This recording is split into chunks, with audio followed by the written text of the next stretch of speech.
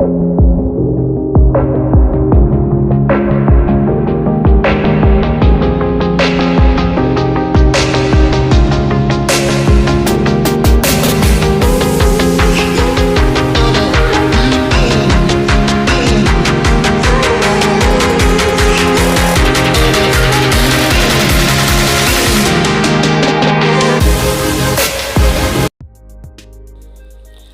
teman-teman, di sini kita akan melihat video animasi tentang getaran dan gelombang. Pengertian getaran. Getaran adalah gerak yang terjadi secara bolak-balik di sekitar keseimbangan. Syarat terjadinya getaran ialah benda yang mengalami kondisi diam apabila tidak menerima gaya gerak. Mari kita tarik bandul ke sebelah kanan, kemudian lepaskan.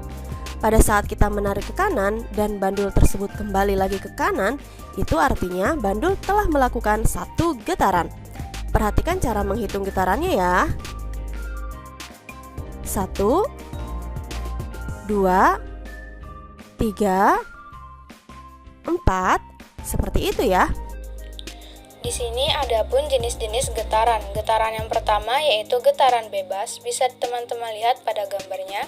Dan yang kedua getaran paksa, yang berbeda dengan pada getaran bebas tadi. Tadi teman-teman sudah melihat jenis dari getaran bebas dan getaran paksa. Di sini akan dijelaskan bahwa getaran bebas merupakan getaran dengan frekuensi naturalnya. Bisa teman-teman lihat, ini adalah salah satu contoh dari getaran bebas, di mana contohnya adalah saat bola yang memandul ke atas.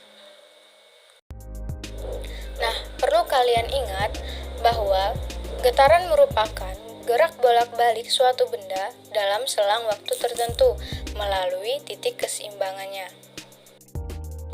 Pada hal tersebut, benda dikatakan bergetar dalam satu kali getaran penuh apabila benda bergerak dari titik awal dan kembali ke titik tersebut. Contohnya adalah sebuah bandul yang sudah teman-teman lihat tadi. Rumus getaran, N sama dengan T per T. Keterangannya, N sama dengan banyaknya getaran, T kecil waktu getaran, T besar periode. Nah, tadi sudah dijelaskan tentang getaran. Sekarang kita masuk ke gelombang. Gelombang adalah getaran yang merambat. Bentuk ideal dari suatu gelombang akan mengikuti gerak sinusoide yang berbentuk osilasi harus berulang. Ini adalah salah satu contoh dari gelombang. Salah satunya adalah gelombang radio. Sekarang, simak baik-baik, kita akan masuk ke sifat-sifat gelombang. Perhatikan baik-baik ya. Yang pertama, dispersi gelombang. Dispersi gelombang adalah perubahan bentuk gelombang ketika merambat melalui suatu medium. Medium yang dilewati ketika gelombang tidak tergantung pada panjang maupun frekuensi gelombang disebut medium dispersif. Kedua, pemantulan gelombang ketika menabrak penghalang atau berada pada ujung dari medium merambatnya. Ini adalah salah satu contoh dari pemantulan gelombang, di mana saat ombak besar menabrak kapal di depannya. Bisa teman-teman lihat. Pembiasan gelombang. Gelombang yang melewati dua medium yang berbeda, sebagian dipantulkan, sementara sebagian lainnya akan diteruskan. Pembelokan bekas gelombang yang diteruskan dikenal dengan istilah pembiasan atau refraksi.